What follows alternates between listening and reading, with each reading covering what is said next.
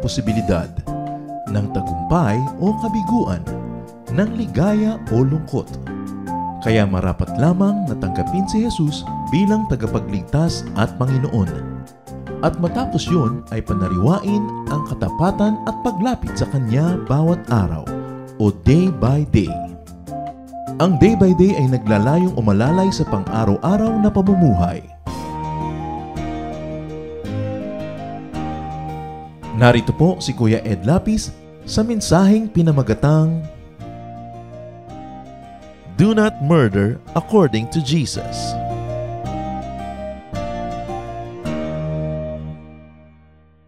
Exodus 20:13 says, do not murder.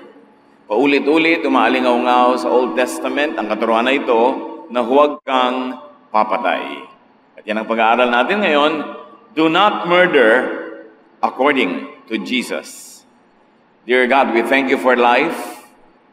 Teach us to continue to value life, to cherish every moment that you allow us to live in this flesh, in this body that you gave us.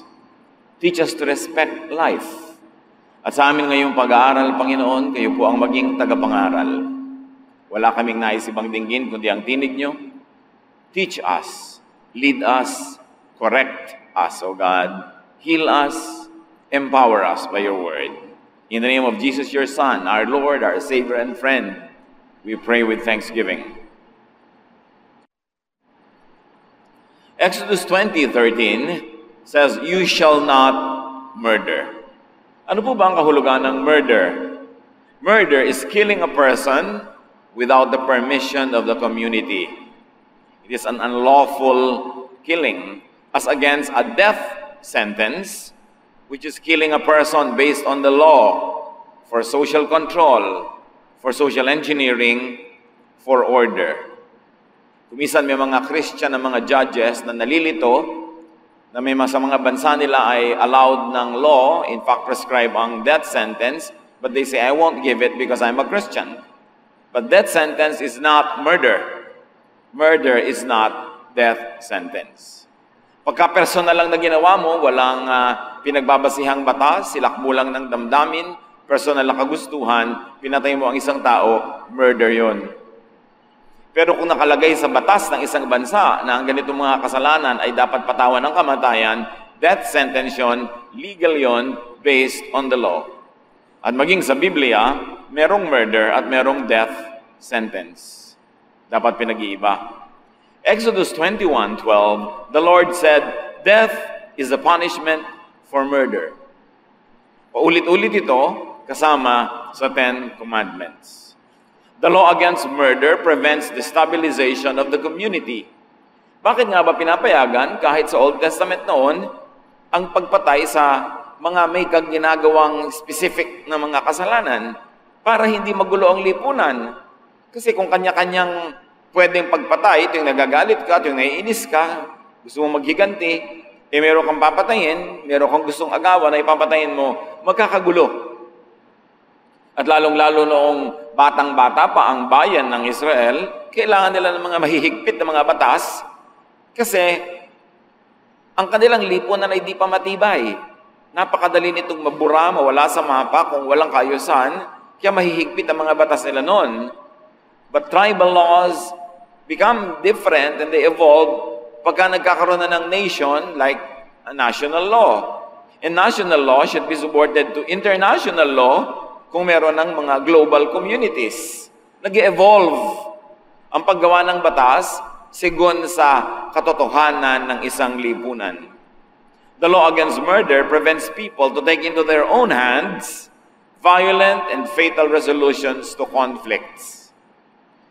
Kung ang lahat ng di pagkakaunawaan, lahat ng mga hidwaan ay lulutasin sa pagpapatayan, magkakasira-sira ang buong lipunan, mawawala ng kabihasnan, magiging law of the jungle. Kaya inulit ang batas na ito maging sa Deuteronomy 5:17, do not murder. Anong pinagkaiba nung panahon ng Exodus at Deuteronomy? Nung panahon ng Exodus, ang mga tao ay naglalakad-lakad, nagpupunta dito, wandering. Pero nung panahon ng Deuteronomy, sila ay nakasettle. Mga settled communities na sila. Kaya medyo may mga naiba na sa kanilang mga batas kasi iba na ang katotohanan ng lipunan, pero nandun pa rin yung do not murder. Another version of this law is to be found in Genesis 9:6. God speaks, I created humans to be like me. If a person takes the life of another, that person must be put to death. And of course, ang tinutukoy dito ay murder, hindi death sentence. Pagka daw pinatay mo ang buhay ng iyong kapwa, ay dapat ka ring patayin kasi nilikha ng Diyos ang tao sa kanyang anyo. In other words, the reason for prohibition here is that the would-be victim is also created in the image of God. And the would-be murderer would distort God's image in him. Yung papatayin mo ay likha sa wangis ng Diyos, kaya dapat mo siyang igalang at huwag mong patayan by murder. At ang wangis mo na galing sa Diyos ay sisirain mo pag ginamit mo sa pag-commit ng murder. In-emphasize ang batas na ito, lalong-lalo na nung panahon na ang Israel ay mga bilanggo sa Babylon, para pigilin ng mga Israelita na pumatay ng mga Babylonian overlords na sobrang malupit sa kanila. Dahil kung gagawin nila yon, maghihiganti sila, lalo silang pag-iinitan at baka lalong ubusin ang kanilang lahi. Therefore, the law was given, do not murder, in order to keep community peace and unity. To prevent needless loss of life. Ang konti-konti na nga nila, lagi silang nakikipaggyera sa lahat ng lahi sa paligid nila, tapos sila mag-uubusan, magpapatayan, hihina ang kanilang bayan. It was given to respect humanity and God who is behind that humanity that made people in His image. And the teaching about not murdering was given to save people, to save yourselves from punishments. Kasi pag pumatay ka, napakalaki ng posibilidad na patayin ka rin at paghigantihan ng mga naulila. Throughout the Old Testament, it has been just that. Do not murder. Then enters Jesus. In a very dramatic way. Matthew 5:21-26, Jesus speaks. You have heard that it was said, meaning in the Old Testament, to those of ancient times, you shall not murder. And whoever murders shall be liable to judgment, or shall be killed. It was said by Moses, by the priests, by the law, that a murderer will be judged. Kaya sinabi ni Lord, you have heard that it was said, sabi nila sa inyo noon, but I say to you, pero ako ngayon ang nagsasabi sa inyo, Matthew 5:21-26, to continue, but I say to you, that if you're angry with a brother or sister, you will be liable to judgment, or you will also be killed. If you insult a brother or sister, you will be liable to the council. And if you say, you fool, you will be liable to the hell of fire.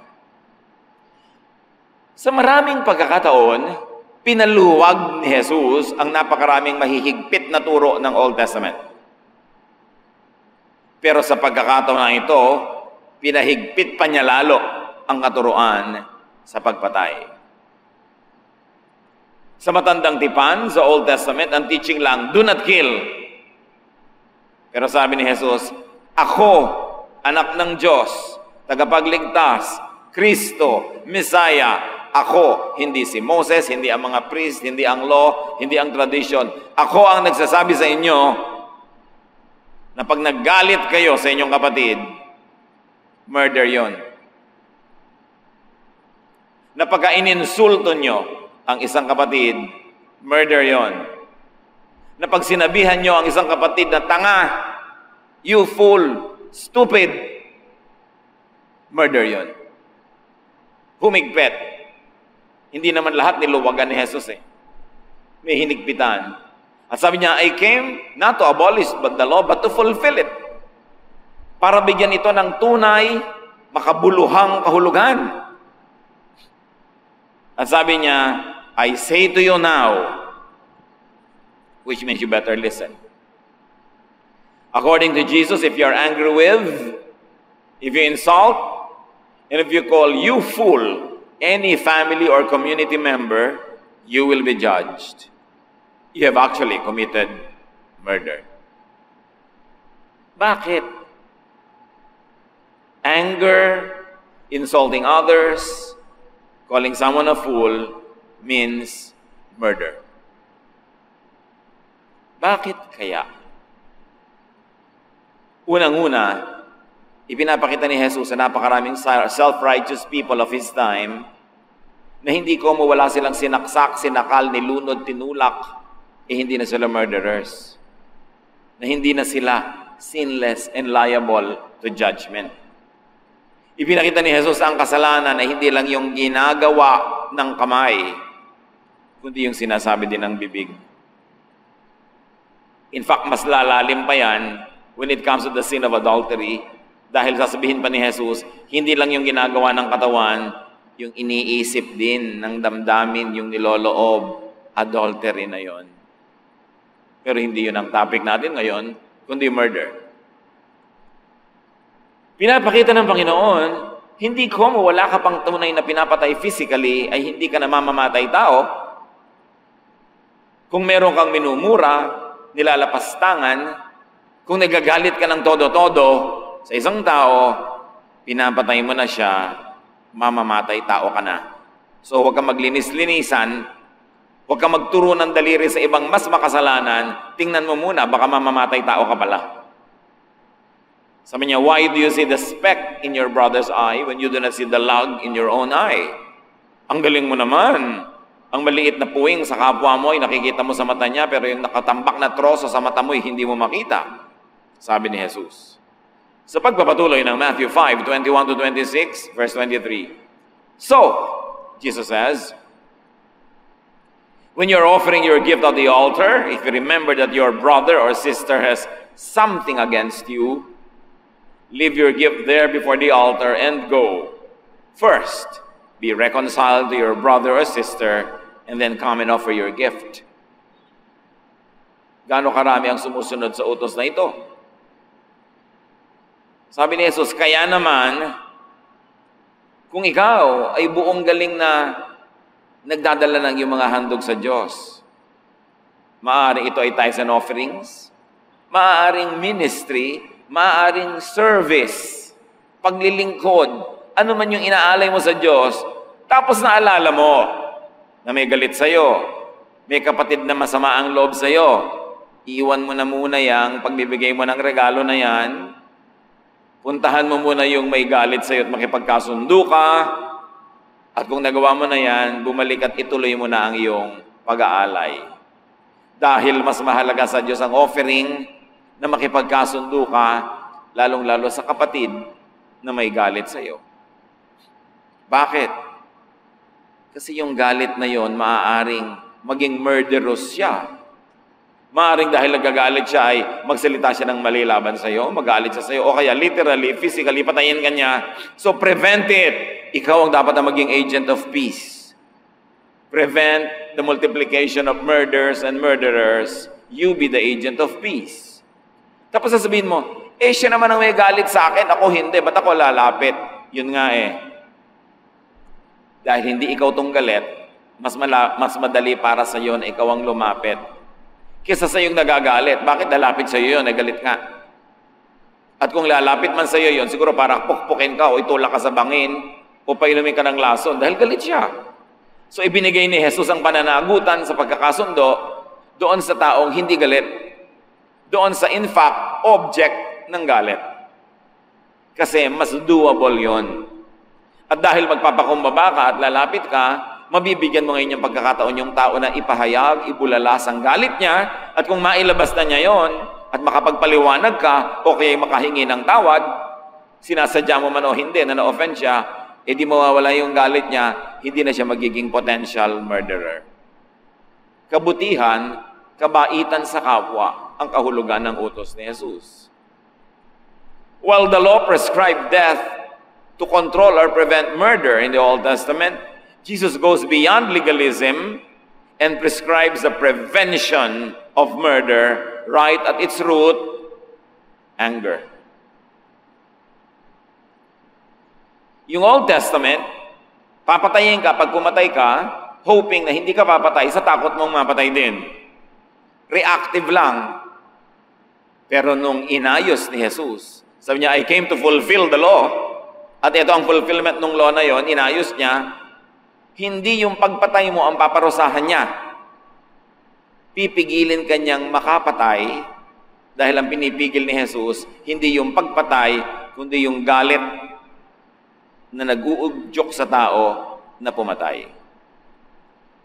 Tuturuan kanyang maging mapagpakumbaba, lumapit sa nagagalit sa iyo para huwag na siyang makapatay dahil inunahan mo na by extending your hand in a gesture of peace. Iba ang methodology ni Jesus. Totoo, maraming mahihigpit na utos na niluwagan. Utos tungkol sa Sabbath, utos tungkol sa ganito at ganon, utos tungkol sa mga pagkain, niluwagan. Pero ang tungkol sa pagpatay, mas hinigpitan. Nais ng Panginoong Jesus na bunutin ang ugat ng pagpatay at yun ay galit. Kaya, ang utos talaga ni Jesus tungkol sa murder, pag sinabi niyang do not kill is, huwag kang magalit. At kung hindi maiwasan, huwag magalit ng sobra, huwag magalit ng matagal, at huwag manggalit ng iba dahil lang galit ka. Pag galit ka, kapatid, sarilinin mo na lang. Gusto mong sumigaw, pumasok ka sa kwarto, ilubog mo yung ulo mo sa unan at sumigaw ka. Kesa yung asawa mo ang sigawan mo. Kasi pag sinigawan mo siya, magagalit siya, sisigaw din siya sa'yo, sisigaw ka ulit, magsisigawan kayo hanggang mga kapitbahay nyo nadinig na lahat. Magagalit siya, sasaksakin ka, magagalit ka, papalakulin mo siya, magpapatayan kayong lahat. At nagsimula lang yun dahil sa galit. Kaya ang itinuturo ni Jesus, bunutin mo ang galit. Huwag mong pabayaang ito ay parang buto na tumubo, nag-ugat, nagsanga, namunga na ng murder. Hindi lang yung pamumunga ng murder ang ipinagbabawal ni Jesus, yung lang pagtatanim ng galit sa puso, dun pa lang pinagbabawal na niya para di na lumaki ang sunog. Jesus prescribes the prevention of counter-anger provoked by harsh, hurting, and insulting language. Words break hearts. Kung susuriin natin ang ating kasaysayan, mga personal na istorya ng buhay, ang pinakamasasakit na mga moments sa ating buhay ay napagsalitaan tayo ng masakit. Words break hearts. Words hurt feelings. Words provoke anger, quarrels, violence, which could lead to murder. Yung mga nagbarilan dahil sa traffic, nagmurahan muna yun. Nag-insultuhan. Yung mga naghiwalay na mag-asawa, nilait-lait muna niya yung asawa niya, naglaitan sila, nagsumbatan. Yung mga anak na lumalaya sa mga magulang dahil pinagmumura ng magulang. Mga magulang na nagtatakwil ang anak dahil nilapastangan ng anak sa salita. Kaya sa salita pa lang, kinokontrol na ni Jesus. Sabi, pag nagalit ka, to the point na nagsasalita ka na ng masakit laban sa iyong kapwa, murder yan. Or to be graphic about it, sinasabi ni Jesus, patungo yan sa murder. Huwag mong ituloy. Anger could lead to hatred. Hatred could lead to violent expressions. Violence begets violence. Everyone loses. When you lose your temper, you lose. Sa pagpapatuloy ng Matthew 5, verse 25, sabi ni Jesus, come to terms quickly with your accuser, where you are on the way to court with him, or your accuser may hand you over to the judge, and the judge to the guard, and you will be thrown into prison. Truly, I tell you, you will never get out until you have paid the last penny. Napakaganda ng payo ni Jesus. May nagdedemanda sa iyo, kinakaladkad ka patungo sa korte, bago pa man dinggin ang hukom ang kwento, bago ka pa man patawan ng parusa at itapon sa kulungan, makipagkasundo ka na sa nagsasakdal. Jesus teaches ways of peace by not adding insult to the injury. Nasaktan mo na, huwag mo nang pagsalitaan. Nagkamali ka na, huwag mo nang dagdagan ng salitang masakit. Nagkulang ka na nga, tapos mumurahin mo pa. Pinagdabugan mo na nga, tapos bubungangaan mo pa. Lalala. Jesus teaches ways of peace by calming nerves of the angry person and the object of anger. Pag may sunog, anong ginagawa natin? Di ba't inaapula ang sunog? Pinapatay ang apoy? Sino ang nasusunog ang bahay niya sa kusina ay bubusan niya ng gasolina para lumaki sunog? Sasabihin niyo, syempre wala. Bakit naman nagagalit yung asawa niyo? Makikipaggalit pa kayo? Dadagdagan niyo pa? Galit na nga. Galit na nga, susumbatan mo pa. Galit na nga, aawayin mo pa. O sasaktan mo pa. Di pagbubuhos ng gasolina sa apoy yon, lalaki. Pag may sunog, pinapatay ang sunog, hindi pinapalaki.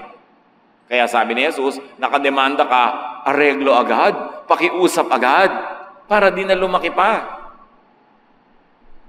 Pag nagsesemento tayo, makalipas ang isang oras, isang araw, isang linggo, kaya nyo pa bang pakbakin yung semento na yon? No. Ang hirap na. Kailangan nyo ng maso, kailangan nyo ng mga matitikas na bagay para yun wasakin. Pero habang malambot pa, pwede nyo pa uling ibahin ng korte o tanggalin, di ba? Ganon din ang galit. May nagalit sa inyo ngayon. Sorry agad. Bawat saglit, bawat minuto, bawat oras na lumalampas na hindi kayo nagsosorry, tumitigas ang semento. Tumitigas ang puso. Nabubuo ang galit. At kung lumipas na ang buwan at mga taon, nandun yon, ang hirap bakbakin kasi pinatagal. Kaya makikita mo yung mga asawa, kuminsan mga lalaking mararahas, biglang sasampalin yung asawa, at biglang, sorry din, biglang halik na ng halik, agad ng halik. Ang babae naman, nakiliti na, sorry na. Siyempre, hindi naman tamang gawin yon, pero mas tama naman yun kaysa hindi ka mag-sorry. At dagdagan mo pa uli na isang bigwas at sikmuraan mo pa. Tumigas ang semento. Nabuo ang galit. At marami tayong mga galit, ganyan mga kapatid Habang tumatagal, mas tumitindi. Nalilimutan lang kasi busy. Pero oras na hindi busy, nanunumbalik, nagugunita, nasasariwa, bumabalik ang galit. Kaya pag tayo'y may nagawang mali, at alam naman natin pag mali, huwag ka lang maging proud, alam mo agad, mag-sorry kayo agad. Sa isang segundo na pagsasabi niyo ng sorry, makakatipid kayo ng lifetime of regrets. Pero siyempre, huwag niyong gawing dekorasyon yung sorry para lang gumanda ang buhay niyo. Mean it and be sincere and prove it. Prove that you are sorry. A timely sorry could prevent war, murder, and a lifetime of strife. So the law prohibited murder for order in and survival of the community. The law prevented murder by scaring the potential murderer with a death sentence. Kaya life for life, limb for limb. The law mitigated murder by killing murderers. Kasi kung talagang serial killer na yan, mas marami pang mapapatay, kaya may death sentence para tumigil na ang kanyang pamiminsala. But Jesus prevents murder by uprooting its cause, anger. Ang galing-galing talaga ni Jesus. Kung psychologist ka, psychiatrist ka, tingnan mo lang ang style niya. Kung theologian ka, siya ang sundin mo. Jesus prescribes reconciliation to be initiated by the object of anger, not by the angry party. because that was easier, practical, and logical. Yung hindi galit ang lumapit at umayos, break the cycle of anger. Obserbahan nyo to. Pag may galit sa inyo, hindi naman talaga kayo galit, pero pinagsalitaan kayo ng masakit, galit na rin kayo. At dahil galit na rin kayo, magsasalita na rin kayo ng masakit, balik sa kanya. At dahil lalo siyang nasaktan, mas magsasalita siya ng mas masakit sa inyo, mas masasaktan kayo, mas ibabalik niyo sa kanya, walang katapusang paikot-ikot na galit yan. Back to you, back to me, back to you, back to me, parang tennis. You must break that cycle, na pag hinagisan kayo ng nakakagalit, ang itugon nyo ay kapayapaan, katahimikan ng loob, pagpapatawad, at kahit siya ang galit, kayo yung makipagkasundo, yun ang turo ni Jesus, mawawala ang galit niya. Ang kaisa-isang mabisang paraan ng pagtanggal ng galit ng kapwa ay huwag mo na siyang galitin pa. Pero galit na pala siya, dadagdagan mo pa ng galit mo, yung kanyang offense, magiging defense, magiging offense-defense, doble. Mga mag-asawa, obserbahan nyo yan. Mga magkakapatid, magkakamag-anak, magkakaibigan. Alisan nyo ng hangin yung bagyo at mawawala ang lakas nito. At yung hangin na yon ay hangin ng galit. The best way to beat an enemy is to turn him into a friend. The best way to beat an angry person is not to hurt him, but to remove his anger. Parang kobrang tinanggalan mo ng kamandag, parang leon na tinanggalan mo ng pangil, ang isang taong tinanggalan mo ng galit dahil ang itinugon mo ay payapa, mabait, malumanay na sagot. Kaya ang sabi ng Bible, a soft answer turns away wrath. Kahit gaano kagalit ng tao sa iyo, kung mahinahon ang iyong sagot, manghihina siya. Parang itinulak ka niya, hindi mo naman itinulak, natumba siya. Subukan nyo, pag may nagtutulak sa inyo, huwag niyong i-resist. Matutumba siya. Matutumba rin kayo, pero tumba yung galit niya. Kaya lang naman nanatiling nakatayo yung nagtutulak sa inyo kasi itinutulak niyo rin. It is your energy that energizes your opponent. Kung hindi mo i-resist, kaya ang itinuturo ni Jesus, non-resistance. Sabi niya, pag sinampal ka sa kaliwa, ibigay mo pa yung kanan hanggang mapagod siya. Pag sinampal mo rin siya, sasampalin ka rin niya, mamaya, nagduduelo na kayo, wrestling na, di na yun matatapos. Pag daw may nanghihingi ng balabal mo, sabihin mo, itong santo ko, gusto mo pa rin? Sa'yo na. O ano pang gusto mo? Sige, gusto mo, kunin mo na lahat. O wala nang natira sa akin, titigil ka na ng pangunguha. Non-violent resistance. Non-aggressive behavior. Yun ang itinuturo ni Jesus. Lalong-lalo sa mag-asawa. Ang tapang mo pala, ba't naman sa asawa mo ginagamit yan at hindi ito sa magnanakaw? Ba't hindi sa hold-upper? Bakit hindi sa masamang tao? Ang laki ng muscle mo, yung asawa mo, binabali mo ang panga. Parang mali yata, nagamitan mo ng lakas yung nagmamahal sa'yo. Dahil ang dapat isukli mo doon, pagmamahal din. Subukan nyo yun mga kapatid, may gumagawa ng mali, huwag nyo suklian ng mali. Mawawala na siya ng lakas ng loob na gumawa pa.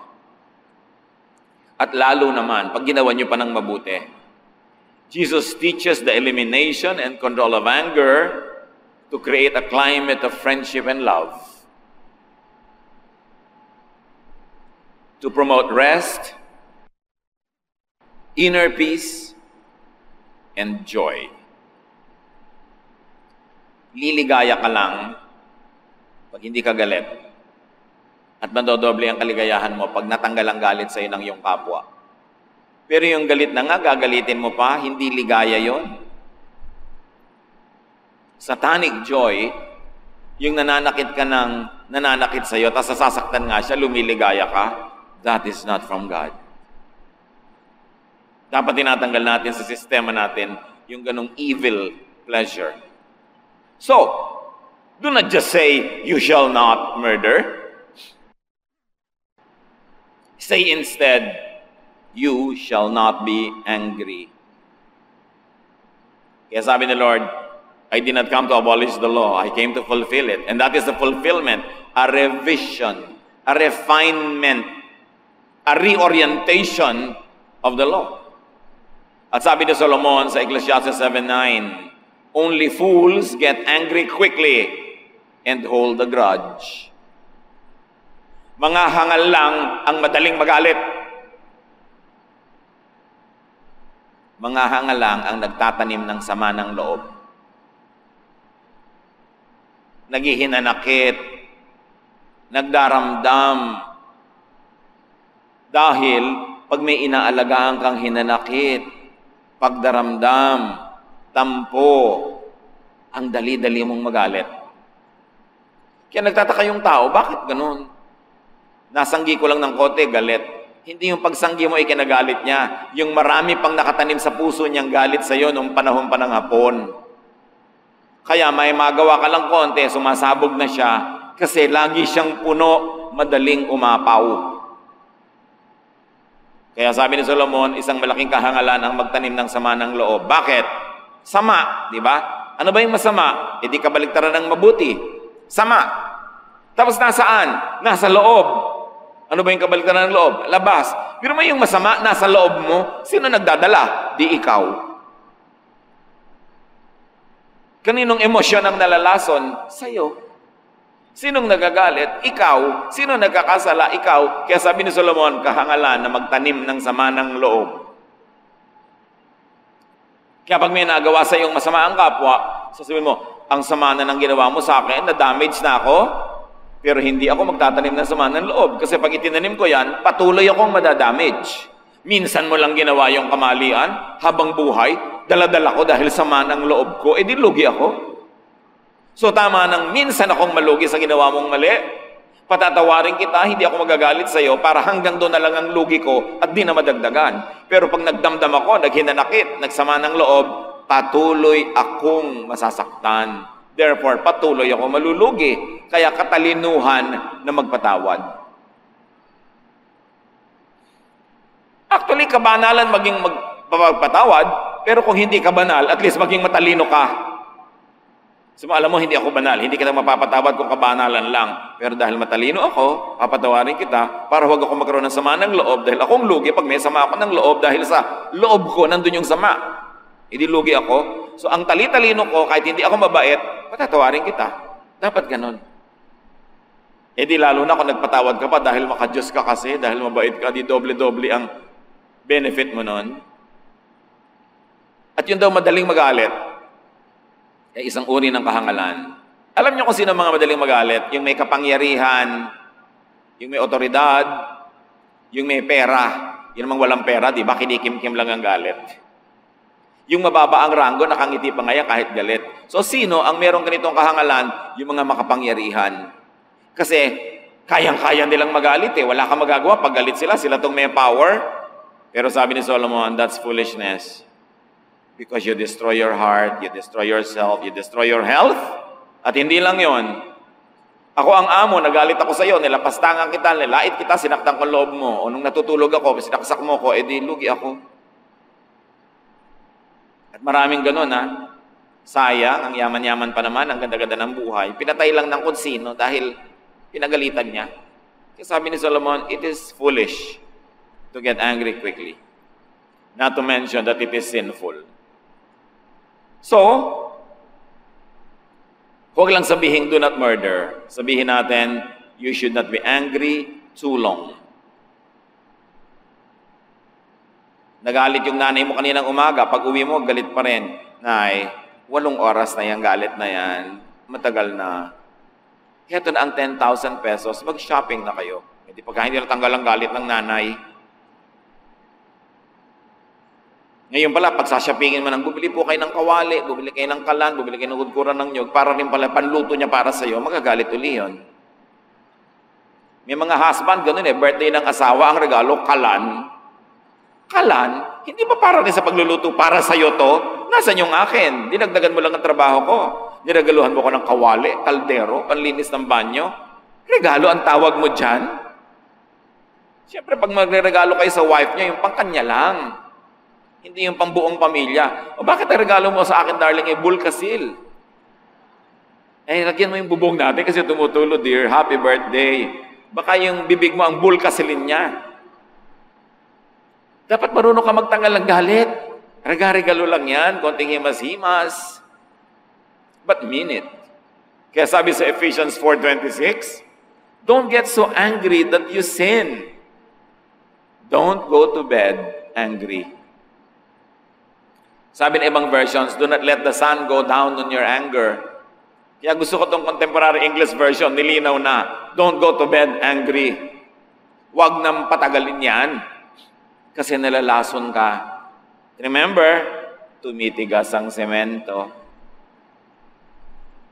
Ngayon, may galit ka, semento, wet cement, walang nagtatanggal. Ikaw na magtanggal kasi mahihirapan ka rin pag tumigas yan . Mas masarap kung may iba nagtatanggal. Pero pag wala, do it yourself. Huwag nang patigasin ang semento ng galit. At sabihin natin, you shall not be too angry to the point of saying hurting, insulting, anger-provoking words. Nagalit ka na, hindi na naiwasan, sige. Pero huwag mo nang ibukang yung bibig. Huwag ka na magsabi pa ng mamaya, hindi na lang ikaw yung galit, pati yung pinagsabihan mo, galit na rin. Nararanasan niyo ba mga kapatid, kung minsan may ginawa sa yung mali si A, pero ang pagsagot mo masyadong violente, masyadong masama, mamaya ikaw pa ito nagsosorry. So, teka, bakit ako nagsosorry? Di ba ikaw unang gumawa ng mali? Oo nga, pero mali rin ang ginawa mo sa akin . Ako nauna, pero ikaw biglang kahuli. Kaya ikaw mag-sorry ngayon. Nabaligtad pa. Pag may ginawang mali sa inyong kapwa, hayaan nyo may utang siya. Kayo magpatawad. Kesa sasagutin nyo rin ang mali, mamaya kayo na yung may utang. Be wise if you cannot be holy. Nakakahiya naman yung siya ang may unang mali, tapos ikaw ito nagsosorry. Kasi nagdabog ka na, pinagsalitaan mo na masakit, pinagbuhatan mo ng kamay, sinumbatan mo na, ininsulto mo na. Kaya mamaya, ikaw na talaga yung magsosorry. Ikaw na yung latest criminal. Proverbs 21:23, he who keeps his mouth and his tongue keeps himself out of trouble. Pag marunong magtimpi, pag marunong magpigil sa pagbubulalas ng mga salita, nalalayo sa gulo. So make peace with those who are angry with you. Sabi sa Proverbs 25:21-22, if your enemies are hungry, give them something to eat. If they are thirsty, give them something to drink. This will be the same as piling burning coals on their heads, and the Lord will reward you. Pag nagugutom ang iyong kaaway, pakanin mo. Sobra naman siya. Kung matapos siyang mabusog, galit pa rin. Pag nauuhaw, painumin mo. Ang paggawa ng ganyang kabutihan ay bibiyayaan, gagantimpalaan ng Diyos. At sabi ng Panginoong Hesus sa Matthew 5:9, God blesses those people who make peace. They will be called His children. So do not be angry. Do not be angry too much. Do not be angry too long. Do not be angry to the point of saying anger-provoking words. Make peace. You will be happy. You will be rewarded by God, and the world will be a better place.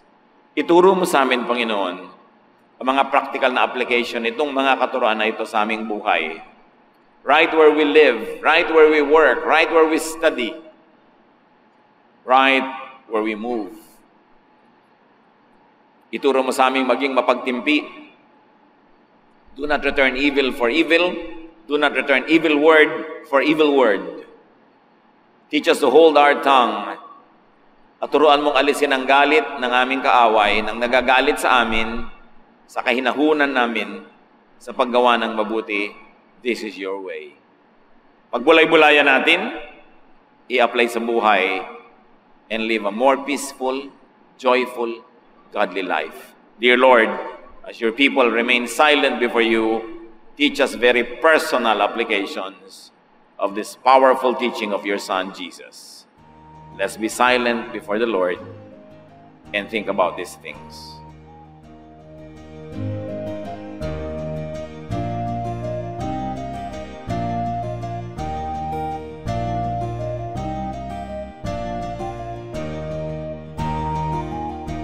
Ang katatapos pong mensahe ni Kuya Ed Lapiz ay pinamagatang Do not murder according to Jesus.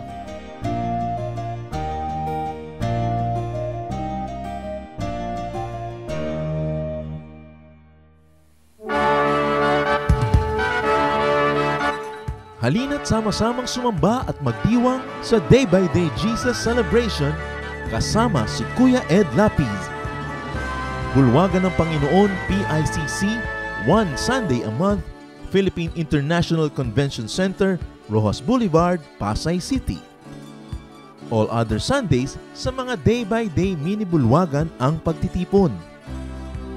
Para sa buwan ng Pebrero, gaganapin ito sa February 9, 2025.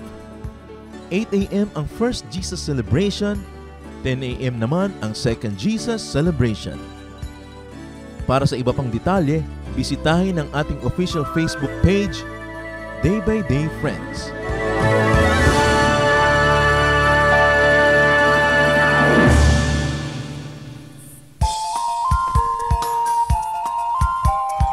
Magandang araw. Ako po si Pastor Jun Benaflor ng Day by Day Jose Abad Santo. Inaayahan ko po kayong dumalo, makibahagi at makisaya sa aming pagtitipon tuwing Biyernes sa 4th floor, Dulce Memorial Chapels, Jose Abad Santos, Tondo, Manila. Nagsisimula po sa ganap na 5 ng hapon ang Jesus Study at susunod po sa ganap na 6 ng gabi ang Jesus Celebration. Para po sa karagdagang impormasyon, tumawag o mag-text sa 0921-651-2206 o bisitahin ang aming FB page, DVD Jazz. Magkita-kita po tayo, hihintayin po namin kayo.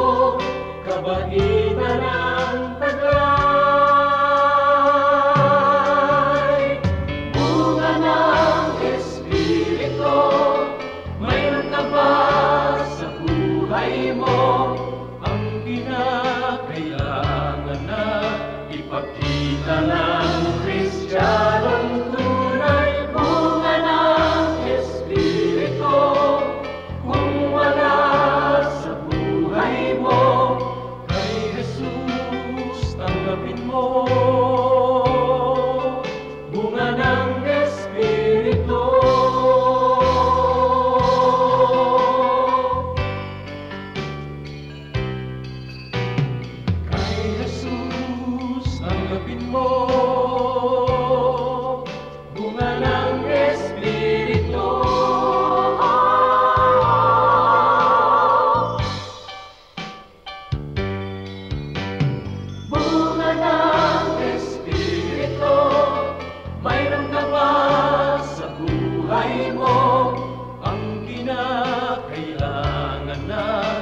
Pagkita ng Kristiyanong tunay, bunga ng Espiritu.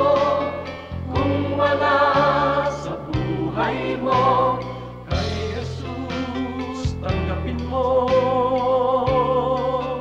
Bunga ng Espiritu.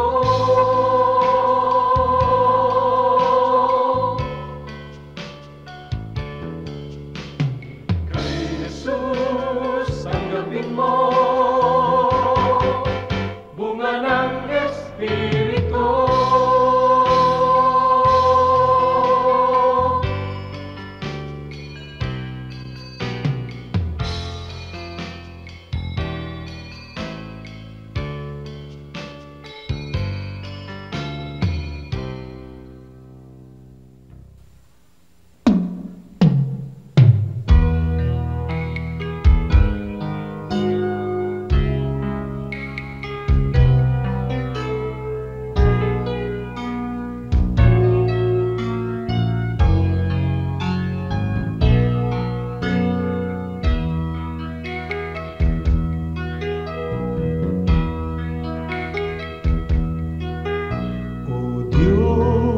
Ang dalangin ko'y iyong tanggapin, na maging karapat-dapat sa iyong paningin. Kung may pag-aalinlangan, ang aking paniwalaan ay ikaw. Ang kailangan ko'y iba, yung lakas upang di ko natahakin ligaw na landas sa pagpaparot parito. Sa ulat bagyo'y hindi magbabago. Katapatan ko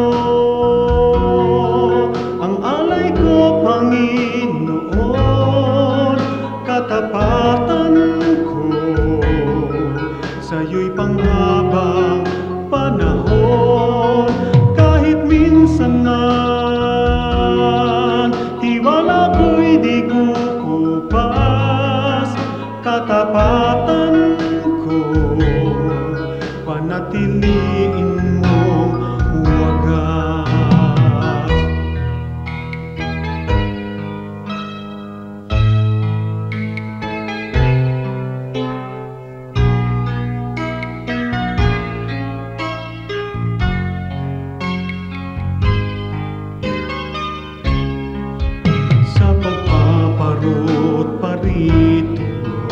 Sa ulat bagyo'y hindi magbabago. Katapatan ko, ang alay ko, Panginoon. Katapatan ko sa'yo'y panghabang panahon. Kahit minsan man tiwala ko'y di kukupas. Katapatan ko panatiliin mong wagas.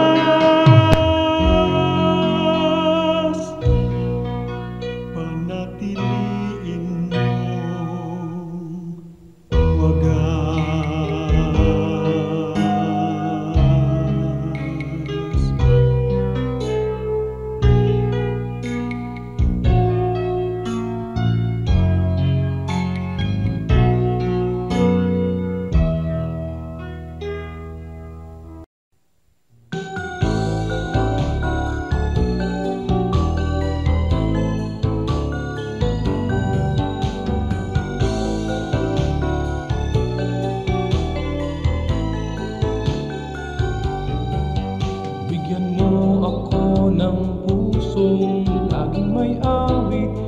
nagagalit at ituro mo sa aking buhay kung paano umibig sa aking kaaway. Kahinahunan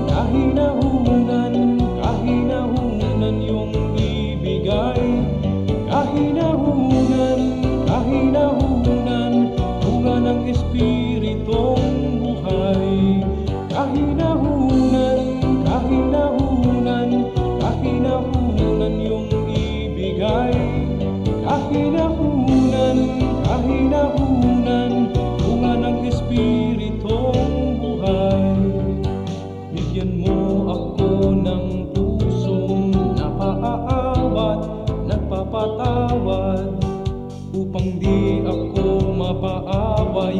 Hinahon ng puso'y aking kaagapay. Kahinahunan, kahinahunan, kahinahunan yung ibigay. Kahinahunan, kahinahunan, bunga ng Espiritong buhay. Kahinahunan, kahinahunan, kahinahunan yung ibigay. Kahinahunan, kahinahunan, bunga ng Espiritong buhay.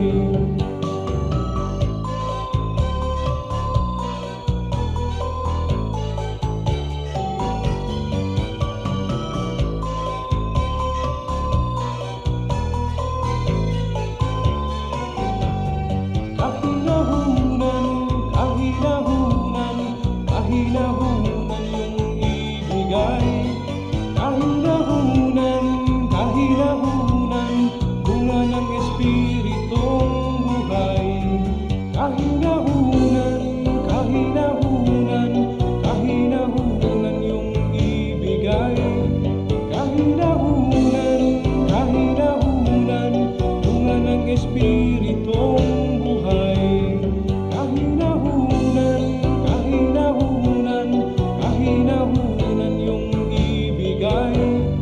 Kahinahunan, kahinahunan, bunga ng Espiritong buhay.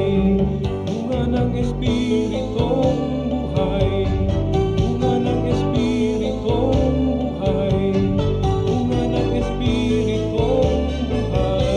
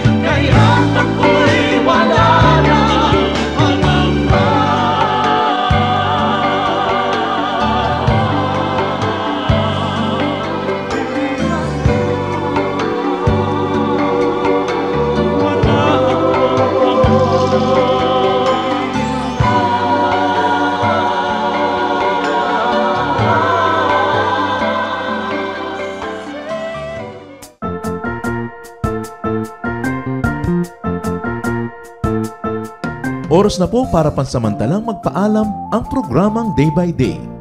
Tayo po'y magsama-sama tuwing ika-6 hanggang ika-7 ng umaga, araw-araw. Magandang umaga po at mabuhay ang Panginoong Hesus!